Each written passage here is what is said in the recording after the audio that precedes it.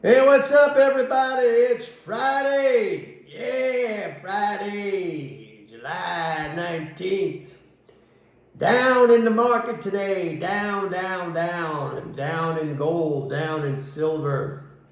I told you guys a couple of days ago, if not several times, I told you never go against what producers in physical commodities, when you see producers doing something, you don't want to go against that. And I've been telling you that gold producers have the largest futures short position in 27 months, 28 months now. Same thing with silver. They had the biggest net short position in silver futures in 28 months. They've been selling aggressively into this recent rally. Gold open interest has risen to the highest level, I think, if I recall, in over 2 years. And typically, historically, high gold open interest, I'm talking about futures, high gold open interest is associated with price tops, okay? So we saw a big down move today. I've been saying, I said the other day, I think I mentioned it on my video, and I certainly did send it out to my subscribers, that the rally was a fake rally. And what I meant by that was, number one, it's mostly speculators. It's all speculators because commercials, which are the producers and banks, they're net short. But speculators were net long, heavily net long. And they've been buying on this, again, what they don't understand about interest rate cuts. And I've explained this so many times. I mean, that is not a bullish condition for gold. I know many of you want to believe that, but it is not. And if you think about it, gold had this historic rally during the period when the Fed was raising interest rates. It's another one of these things where you see the central banks saying that they're going to raise interest rates to fight, quote unquote, fight inflation, but yet you have these examples like Argentina and Turkey, where every time they raise the interest rate, what happens? The inflation rate goes up, because raising the interest rate, all that does is set prices higher, and it expands interest income transfers by the government into the economy. Same thing with this false understanding by monetarists and gold bugs and these people who are like, oh, they're going to cut interest rates, it's going to be bullish. It's not going to be bullish for gold. But anyway, what I've been telling you guys is, when it comes to physical commodities, gold, silver, oil, agricultural commodities, copper, things like that. When it comes to physical commodities where you actually take delivery on the physical commodity. I'm not talking about cash settled like the S&P index or that kind of thing. Where you actually take delivery, or you can take delivery, or the market is used by commercial participants, commercial entities, merchants, producers, where they use the market from time to time to actually take physical delivery. You don't want to play around in those markets by going against the producers, what they're doing.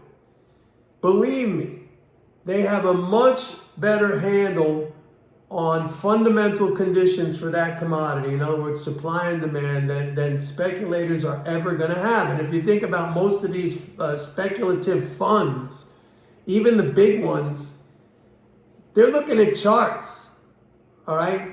They're looking at moving averages. They got these technical systems that know nothing, basically nothing about the fundamentals of the commodity. They might know something, maybe some of these systems, program that in. I'm telling you, I spent many years as a floor broker, a trader on the NYMEX, executing orders I had oil companies as clients.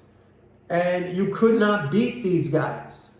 It doesn't mean their activity is exact at the moment, but when they're buying and when they're selling, those are important price levels that they understand deeply, because they're involved in the cash commodity, whether it's the production of that cash commodity, the merchandising of that cash commodity. You don't want to go against these guys. So when I told you that gold producers, and how do I know this? Because it comes out every week, every Friday on the CFTC's Commitment of Traders report. It's out right now. Okay, every Friday at 3:30 p.m. it comes out, unless there's a holiday during the week, then it comes out on the following Monday. And I track this stuff.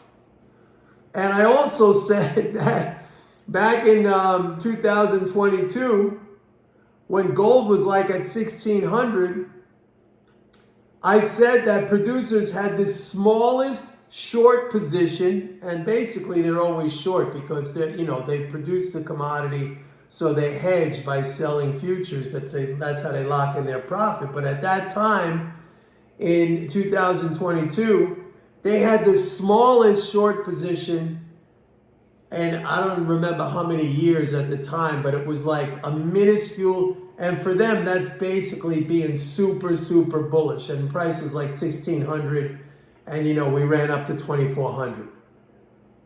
So and I was saying it at the time. I was pounding the table saying, you got to buy gold. You got to buy gold back then. So anyway, that's what happened there. I don't know if you watched the RNC last night at a convention, Trump's speech. Sometimes he makes me laugh, man, because he reads it and then he'll throw in his own rejoinders at the end and said, it's the best economy. It's the best economy that we've ever had in the history of the world. In the history of the world.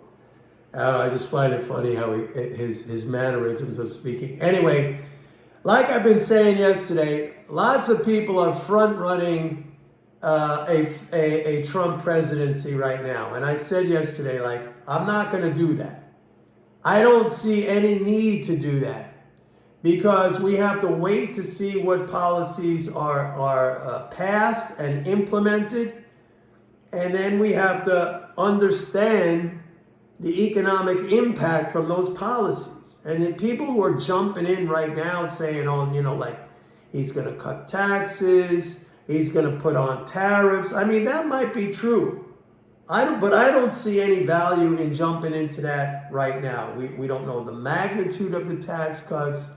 We don't know if there's going to be tax cuts with spending cuts, although I don't think he's going to cut spending at all. He might cut it symbolically in some, social spending. I don't think he's going to touch Social Security. I don't think he's going to touch Medicare. He said not. But I don't know. He could. I could see him possibly making some symbolic small cuts in social programs. I don't know. Cut taxes. Military's big, but, we got to see. I don't see the benefit. Maybe, you feel inclined to jump in there and front run.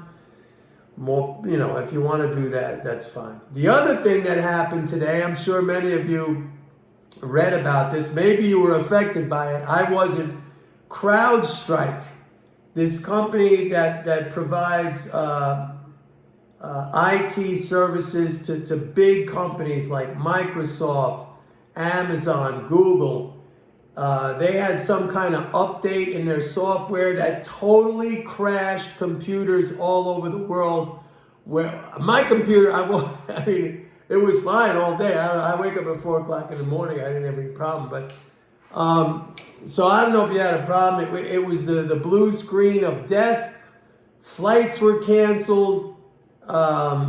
Banks, it affected. Supposedly the situation is getting back under control right now, but I saw one headline saying this was Y2K, but it was the Y2K that actually happened, not like the other Y2K, which there was nothing that happened. But anyway, and CrowdStrike was down I think it was down 15%.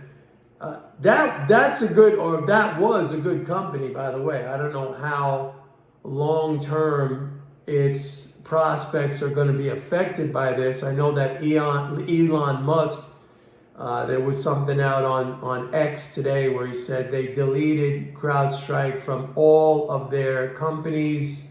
So that's Tesla, that's SpaceX, that's whatever else he's got going.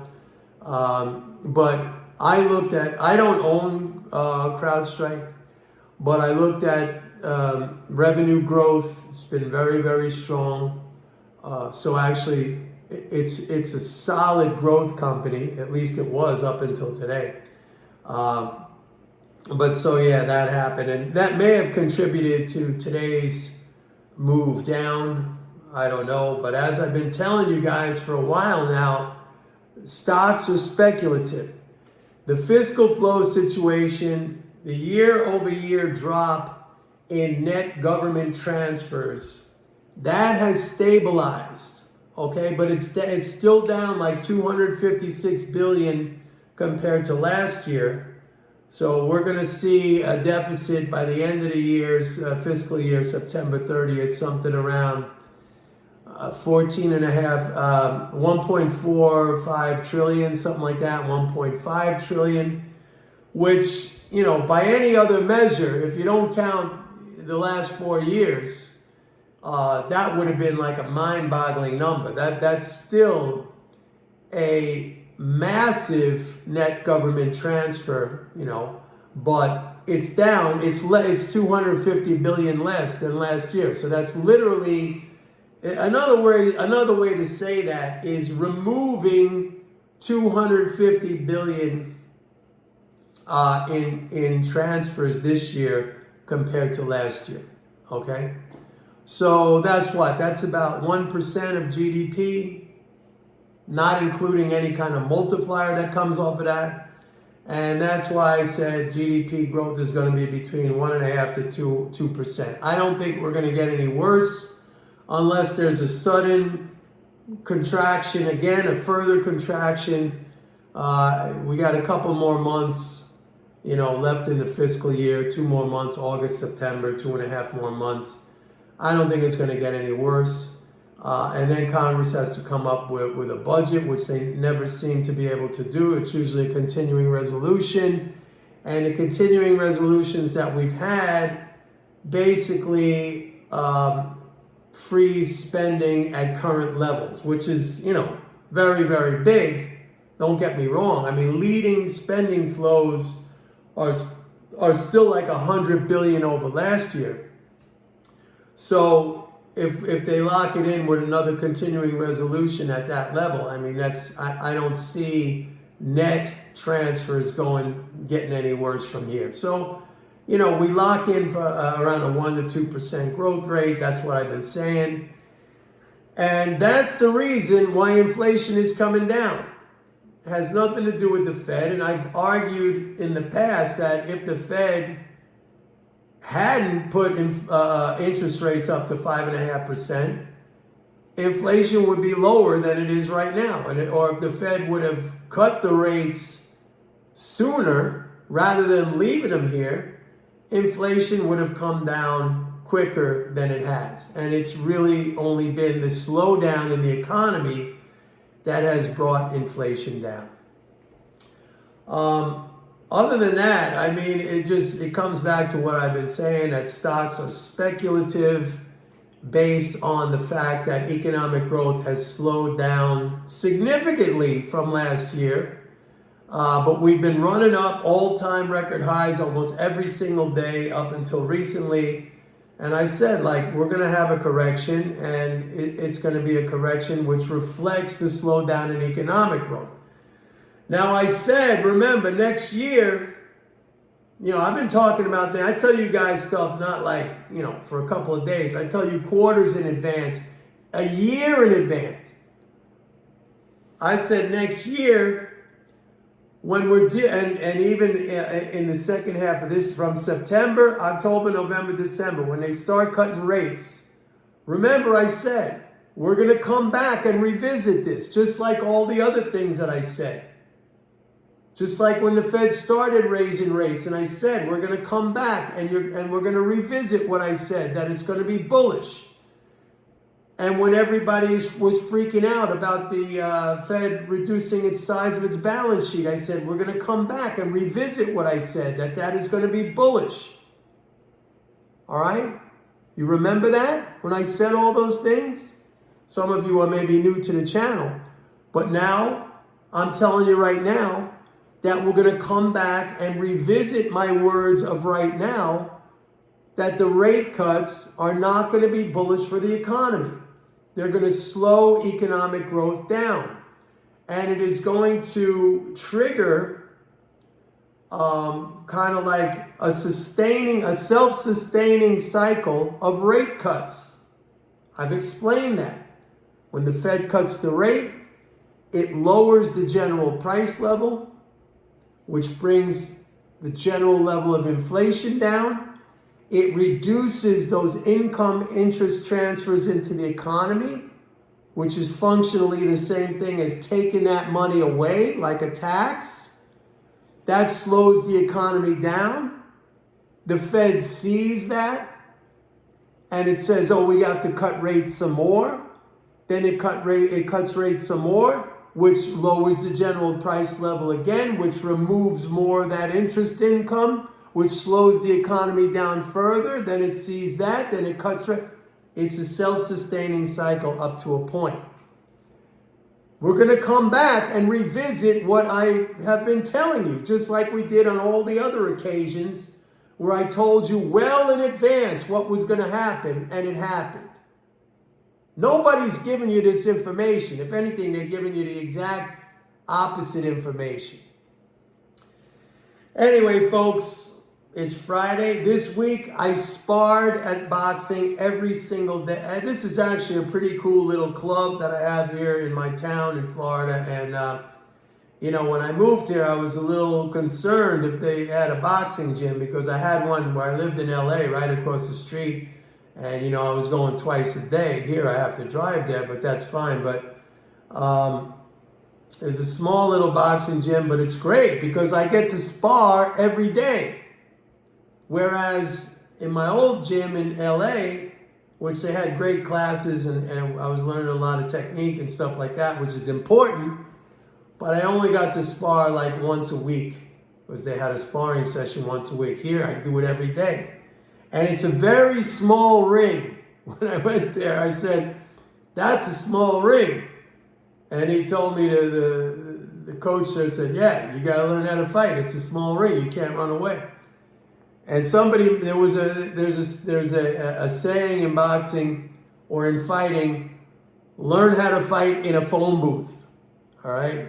Close. But I have really long arms, so I use my frame, which is long. I use my reach. I try to anyway. I'm still very, very, very much a novice.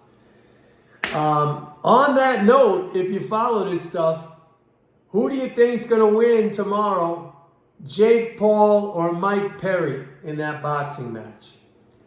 You may be going to be surprised about this, but I actually think that Jake Paul's boxing is better than Mike Perry's. I think Mike Perry is a savage in bare knuckle. I think bare knuckle is different than boxing.